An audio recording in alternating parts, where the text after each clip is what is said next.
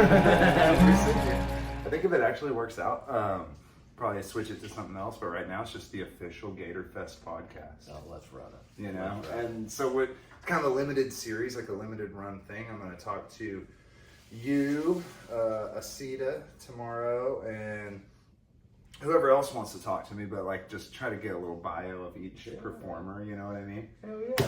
Oh, you want a beer? That's right. Let's roll it, man. We're rolling. We're live now. Say what's up to the audience. What's going on, guys? This is the official Gator Fest podcast. I'm here with my first ever real podcast guest, Kyle Maine. Hello, guys. How's it going? Very good. Very good. So I guess we'll go ahead and get started here because we want to keep it moving because I don't really know how to edit video very good. Okay. And so the less editing I have to do on this, the better. So we'll keep it mostly clean. Yeah. Very minimal F-bombs, no hard R's. Yeah. Nothing's going to make anybody upset. Yeah, That makes sense. No. So This is very family-friendly, clean-ish. it's a family-friendly Family-friendly-ish. Rock and roll fest for the Gator. Exactly. So Kyle, you've been doing Gator Fest for a while now. What is this, your third year? Third year, yeah. Nice. Third year. A 3-year Gator Fest veteran. Everybody loves your shit. They want you to come out. They want to see you play. Nobody's complaining about repeat artists at this thing. Yeah. You know what I mean? Because you guys are getting so much better every year. You're coming out with new songs. You're going to probably do your song. You do mostly originals. You're going to do some covers. How do you plan on doing this? I'll probably do 1 or 2 covers, just depending. You know, I may throw 3 in there, depending on if I find a good one I want to do. But I got a couple new originals I wrote, so. Do all Amos Moses? I thought about it, man. We may have to get you up there to do Amos Moses. Oh, shit. I'll do it. I will do it. So podcasting, this is kind of awkward, isn't it? It's kind of weird because we were just talking to each other a minute ago and it was no pressure. You didn't have to worry about what you're saying. Now we got 1 million people watching us live right here. It makes it a weird conversation. 1 million a month with my grandma. Yeah. Well, that's good. You know, grandmas can be your biggest fan or they can be your worst enemy. That's it. And you want to try to avoid the worst enemy scenario. With a grandparent. So, Kyle, you're a country artist. You do. Would you consider yourself an outlaw? You know, I would in the sense of I don't like to brand myself with anything. You know, I just do things my own way.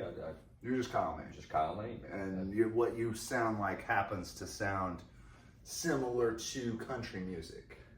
I guess you could say. I would say I lean more towards the country music side of things. But you do a little rock and roll too, as well, right? Yeah. I actually kind of want to start getting over into the rock side. Do a little full band stuff. Yeah, do a little full band stuff. Mm-hmm. You heard it here first, folks. Kyle Maine full band might be in the works, so that'll be good. I would love to join. Yeah, absolutely. But I might be a little flaky on some of the gigs because I have way too many children. So I got the your 10-year-old at the house. Oh, that's right. That's right. Bring her to Gator Fest. She's coming. She's excited, man. It's gonna be a good time. I mean, we're basically this year we're official. We're more legit than we've ever been, but nothing's changed. We're gonna do everything exactly the same as we always have. I mean, I think we have more vendors this year, a little more hype around it, but it's the same thing. You know what to expect. You go to Gator Fest, and it's lit. It's fun. Everybody has a good time. So let me ask you this. Big Ravioli coming back this year. He is. Big Ravioli is coming back. All right. I always enjoy Big Ravioli. Oh, he's the best. We love Big Rav. He gets out there, pumps them up, gets it going. Gets the crowd riled up. We're going to have a guy doing a light show, too, this year. Oh, man. Okay. See. It's a little more nighttime activity this time. Yeah. Starts at noon, right? Yep. Noon, 12 o'clock sharp. I'm going to kick it off with the old national anthem. Got to, man. Got to. Yeah. You know, cheers to that. Cheers to that. USA. To America. Let's go. Hope we win this war. For the sake of everybody. Yeah. Right. I don't know if you can even win a war, to be honest. No, you know, the way I look at it, anything that can be done with violence can be done with words. Yeah. I mean, But there does come a point in time where you got to knock somebody. I guess.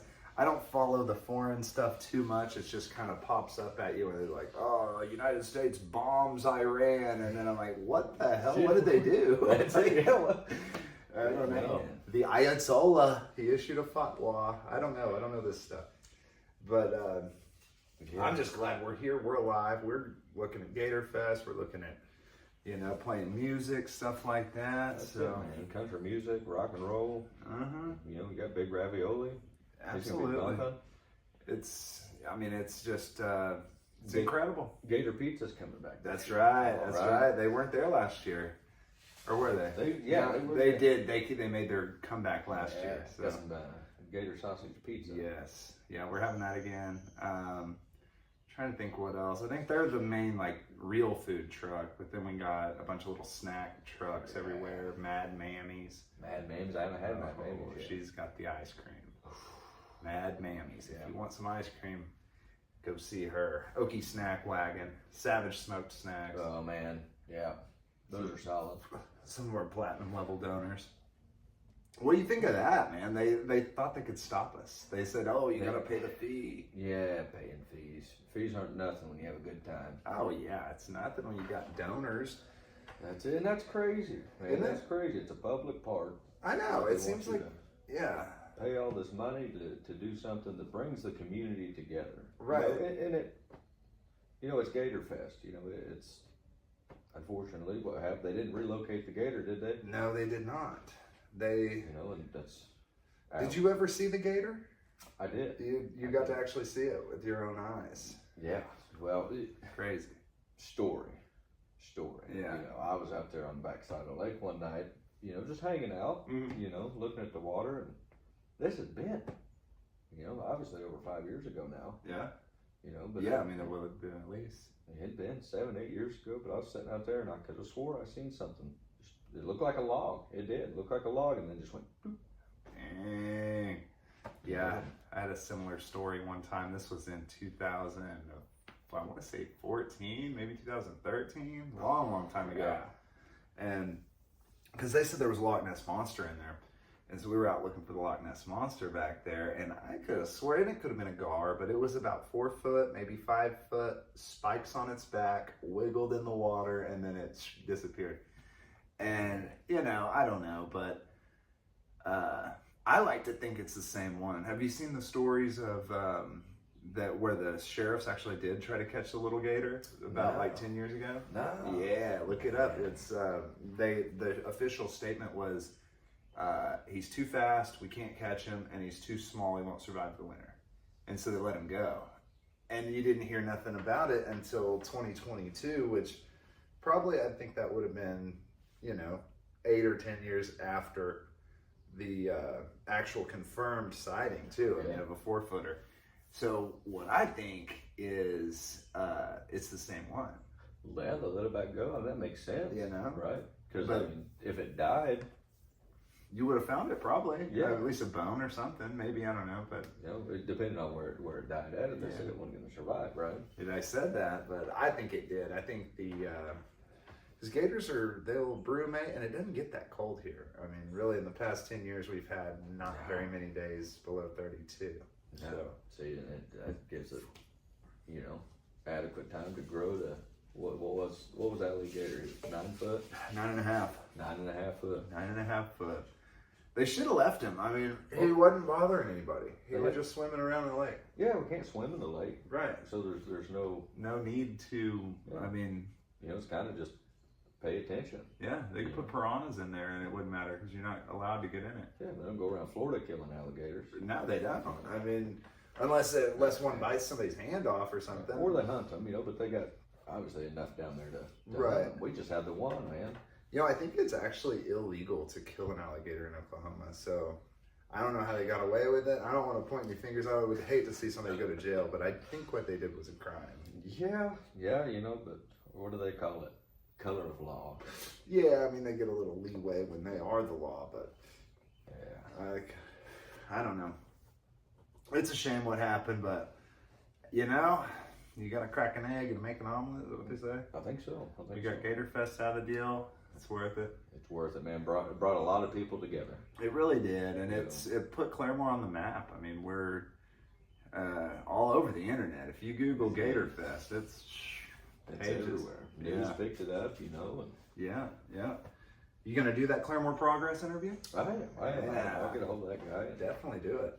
Man, we'll get this place back on the map in a good way. Absolutely.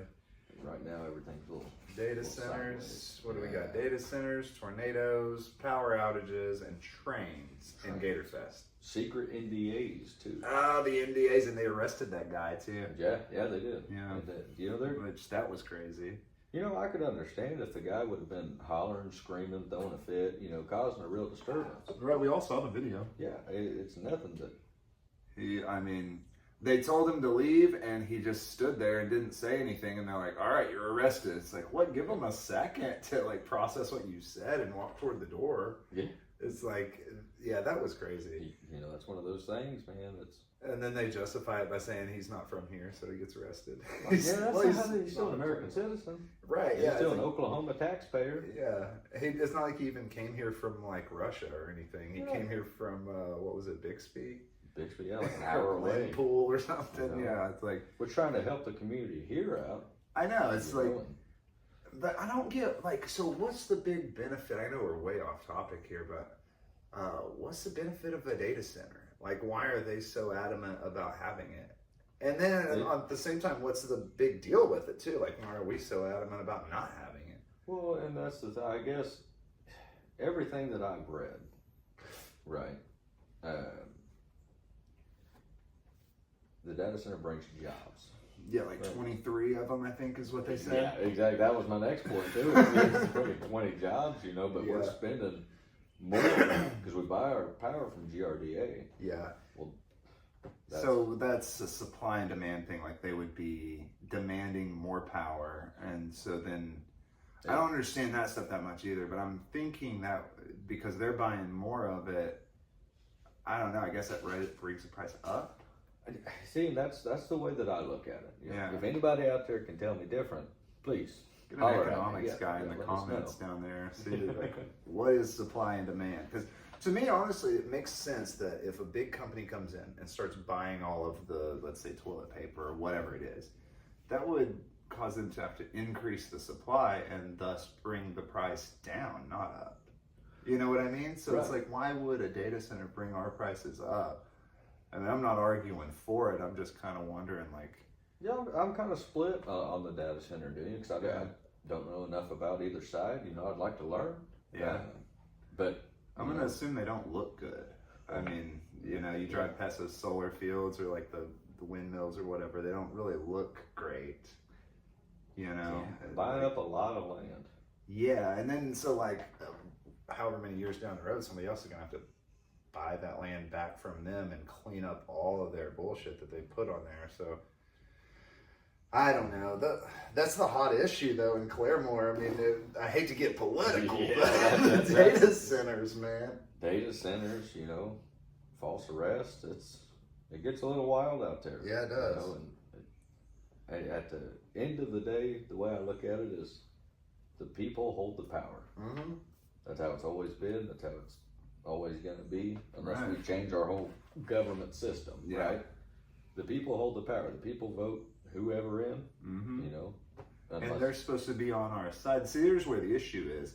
The people clearly, I mean, I don't know, clearly, we haven't done any polling, but it really looks like the people don't want the data center. Right. You see, it's more, you know, it's like 70-30. Yeah, right? I mean, it seems 80-20. pretty overwhelming. Nobody wants a data center. But at the same time, the one guy arrests the other guy because he wants the data center so bad. So he's like, you got to go to jail so I can have a data center in my town. So, like, And obviously he's getting paid off. Yeah. Right? Well, or that's- something. That's what you look at, you know. Yeah. It's one of those things that, you know, the pocketbook matters more than the people. Yeah. And that shouldn't be the way it is. You know, you should have some integrity about yourself to be able to say no. And granted, I do think that sometimes, you know, that's what we elect them for, you know, like, is they do know better than the people sometimes. Like, you know, like, I don't know really any of these big topics, right? So I'm going to elect a guy that does know about them. Right.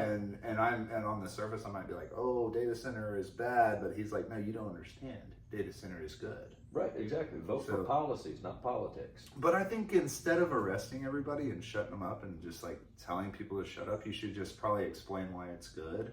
And if you can't do that, then maybe we should not have it. Yeah, maybe come back to it in 5 years. Yeah. Do a little research or something, because if the people don't want it, convince us that it's good. I mean, I don't know. It seems like, just to me, on the surface, total waste of space. We get nothing for it. And that's really it. And a waste of water, waste of electricity. Yeah. But they're buying their water and electricity though too, so it's like they can do whatever they want with it, I guess, in America. Yeah. So it's capitalism. Yeah. But and the thing is too, the Google data center, the Google Center from Prior. Right. I read something. Now again, fact check me if I'm wrong. They use like 2.1 billion gallons of water. Yeah, that's a lot. But so when they say, this is another question I have about this. When they say use the water, does that mean it gets locked up in a closed system and like taken out of circulation, so to speak, like where the water is never usable, or does it just run through and come out dirty? I'm sure they have some sort of recycle system. That's what I'm right. That's what makes sense to me. But so then, if it is a recycling system, does that mean that all those billions of gallons are taken out of the water cycle, though? You remember the water cycle? Yeah. Like it evaporates out of the ponds, and it's a cycle, right? So you take that out of circulation, is that going to cause droughts everywhere? I mean, on a global scale, like, because we're not the only town dealing with this, right? I mean, there's data centers going up all over, and probably way bigger ones. Yeah. There's a lot of things that are being found out about how these data centers are getting in.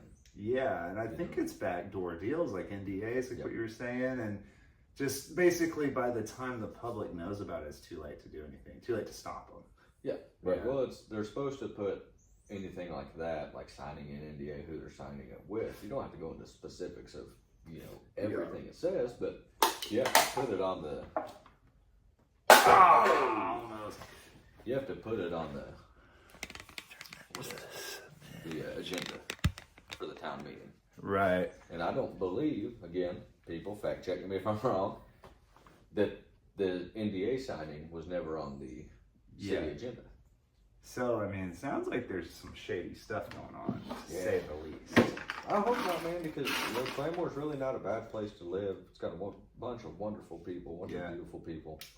And, every town has its bad side, I guess. You've got some bad folks around.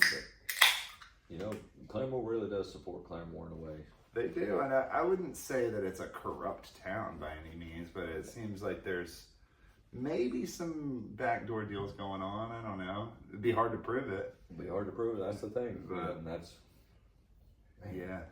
Claremore, man. Gotta love it. I mean, hometown. Yeah, I'd stay here. I think instead of everybody getting up and leaving and moving out, why don't we just make more Gator Fests, right? Like make more cool stuff and just do it all here. Like you don't need to go to Tulsa. It's dangerous. It's dangerous, man. That's it. Well, you get. We used to have the Bluegrass Chili Festival here. Yes, I love the Bluegrass Chili. That was actually what inspired Gator Fest, believe it or not. Like that was my whole model. Like when we first started this in 2022, I was saying, you know what, Claremore really needs is a Bluegrass Chili Fest again, and so that's what we're gonna do. We're gonna make it that, but obviously our version and with alligators. So alligators, food, family, fun, music. And music makes the world go round. It really does.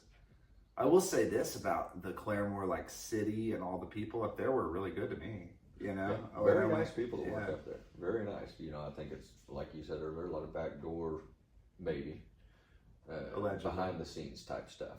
Yeah, I think so. But I don't know what all decision making went into making me go get all those permits and stuff for Gator Fest. I mean, I think it was just kind of Joe trying to do follow the rules. That's all it was because Joe's cool, like the Parks and Rec guy, cool, like straight up cool guy.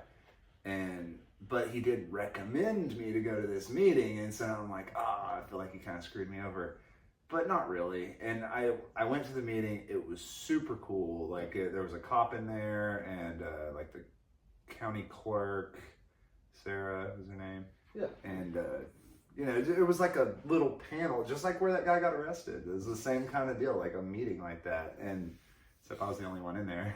But it was. You sit right in the middle. Yeah, and I sit there, and they're like, okay, Jackson, you're the first item on the docket. And I get up there, and they hold this little meeting, but they're super cool. Like, it was just a formality, obviously. Yeah. So it was, this little stuff like that. Yeah, I'm sure. You know, like, I think we talked about, another day that there's more liability stuff too. Like, somebody gets hurt, who's it going to fall on? Yeah, they wanted to make sure that person was me.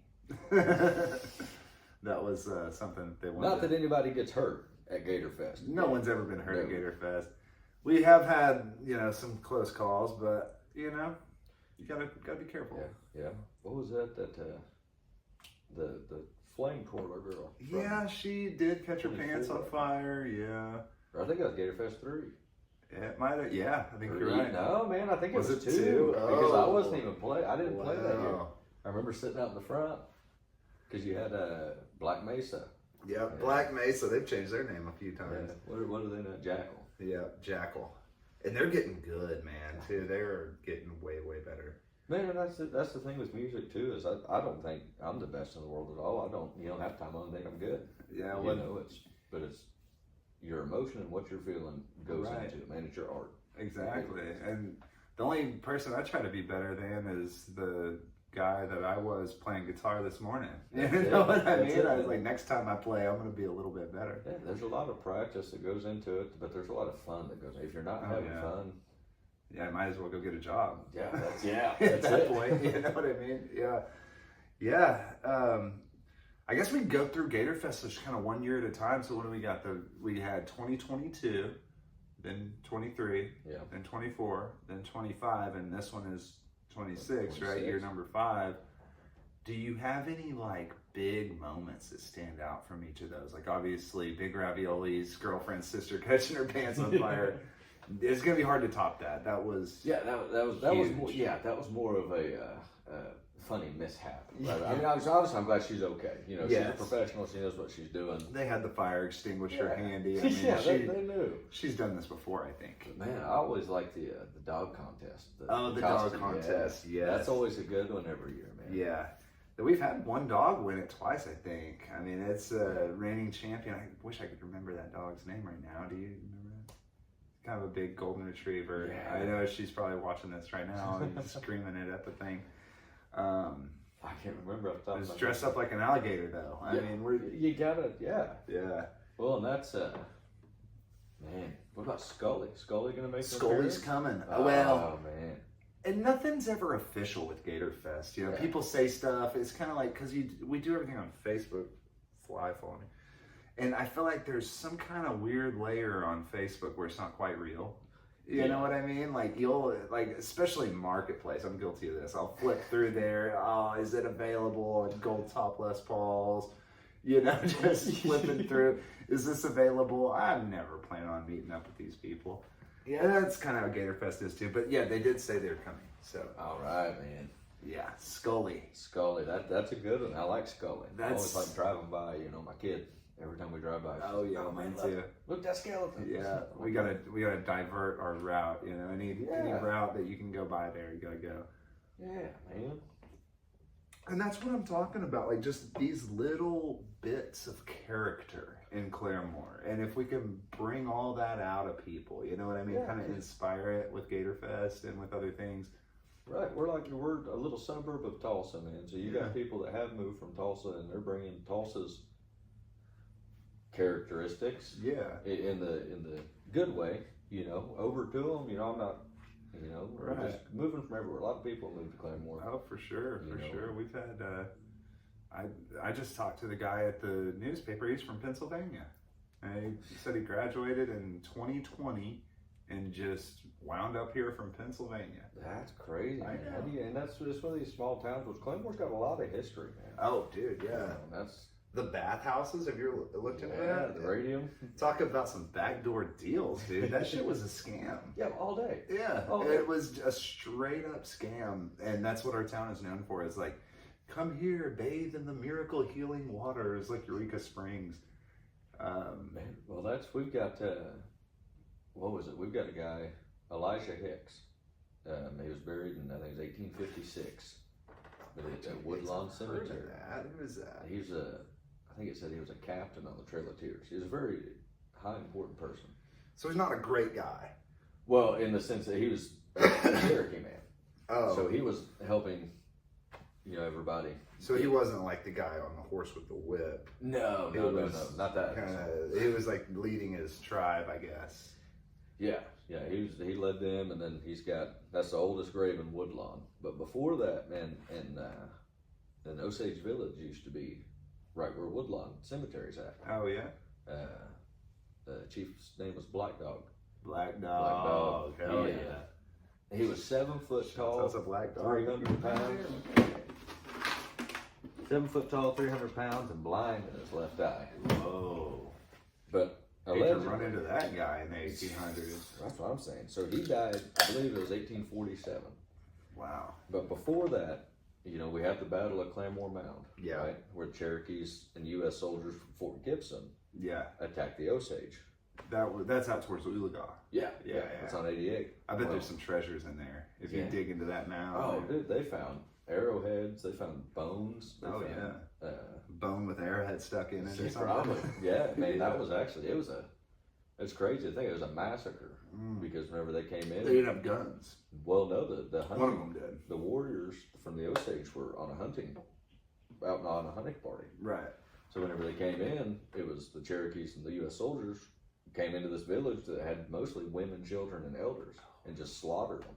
Damn. And just for what? Just to do it, I guess. I mean, there was part of a mission, I guess. Well, and that's, to my understanding, the Osage were here in this area before the Trail of Tears. Yeah. Right before the U.S. government moved the Cherokees and the other 4 civilized tribes. Man. But they... so they probably didn't like the Cherokees. No, they were coming into their territory, right? Yeah. So it would have been, like you're saying, the Cherokees were kind of on the side with the government in this deal, fighting against the Osage. Well, so back to Black Dog. So that was Chief Claremont's village, and that's Battle of Claremore Mound, right? Well, like I said, over here in Woodlawn, there was Chief Black Dog's village. Okay. Well, he had heard about the attack. They had a cave right around there somewhere, and I bet you it's right there on Dog Creek. Yeah. That it was big enough to hold 500 people and a year's supply worth of food. No way. And so whenever the Cherokees came to Black Black Dogs, in by now. See, that's the thing. Nobody's ever found it. Yeah. When flooding the Cherokees and came, different stuff, mud flows in there or whatever. Well, but think about that's where he was buried, allegedly. Yeah.